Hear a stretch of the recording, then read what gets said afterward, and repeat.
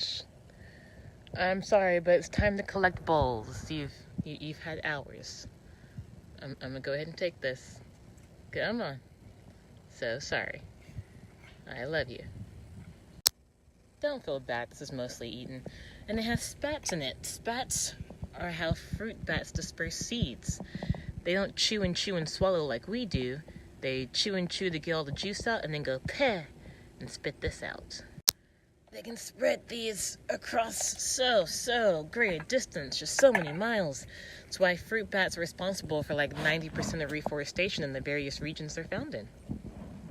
Like the Philippines for the little golden mantle flying fox.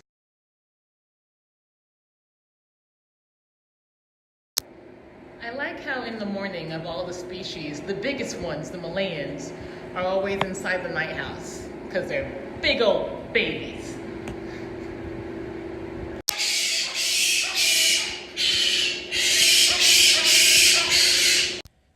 We often get questions from guests about what appear to be injuries, but they're totally normal. So this is Nagara. He's an older boy, and one of the things you get with age is drooping. In this case, a degloved lip. It's a little more common in boys because as with all of our injuries, it can be jump-started by fighting. Hey, Mozart, not right now. But it's not painful at all. He's totally fine. Mozart! Mozart! He's like, I don't perform on camera like a trained monkey. Oh my word, Zeb is hugging Giza, and it's so adorable. These are our Egyptian fruit bats, two of them, both boys.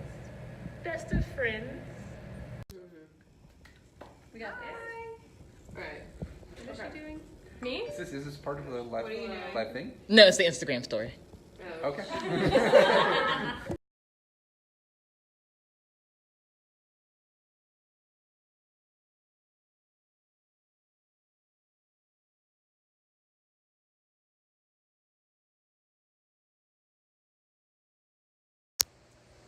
Just a quick warning, you're about to see a bat that is unconscious due to anesthesia. She's perfectly healthy, but just wanted to give you a heads up. So this is Valkyrie, who you just saw getting a checkup, waiting for her to come to. I'd like to bring her back in the pen so it's familiar sights and sounds and smells to help ease her back. She's only 550 grams, but the longer you stand here, the heavier she gets. Oh, there go the shakies. That's a sign she's waking up.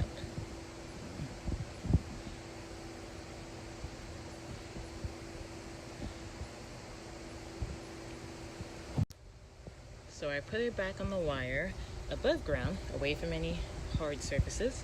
And we also wait here a second to make sure she's fully awake and actually gripping on her own. This is a recovery cage. If we're grabbing multiple bats from a pin to keep the rounds flowing, we'll put this inside a night house so we can lay the bat in here for them to wake up. This is Thor. He's a male little golden mantled flying fox. He lives out here during the day, and I'll show you his night pen. Say hi. Where are you grabbing?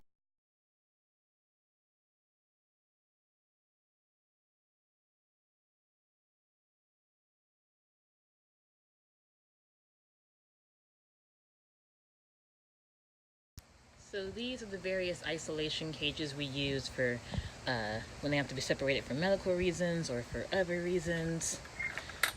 Thor's a little bat, so he gets this little one. So the reason Thor gets separated is because he needs his diet cut small. He has a bit of a malformation to his mouth, so he can't just eat the other food in the pen like he used to.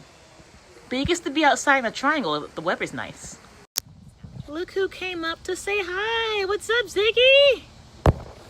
How you doing, playa? He's like, I'm not coming out too far. I want to stay next to my tunnel heater. The tunnel heater allows him to stay outside, being that the barn that he would get locked in when it's too cold has a bottom that he doesn't like because it's not dirt, we have this for him so we can stick it right out here and keep him warm enough. So this is Thor's outside triangle for at night. When the weather's nice, he comes in here so that he can have his own food bowl. And as you can see, it's right next to his day pen, so he can still hear and smell and see his buddies. Hi, Thor. This is the nighttime pen for the skinks when it gets too cold, and this is their deliciousness. They are herbivorous, so nothing but veggies.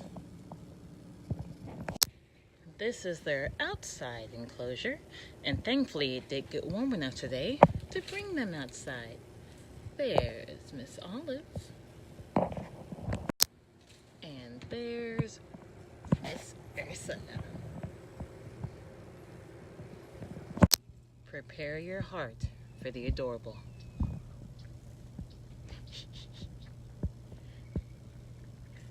Just Curry and Tyrant hanging out, being buds. And not to be outdone, we have Grace being equally adorable.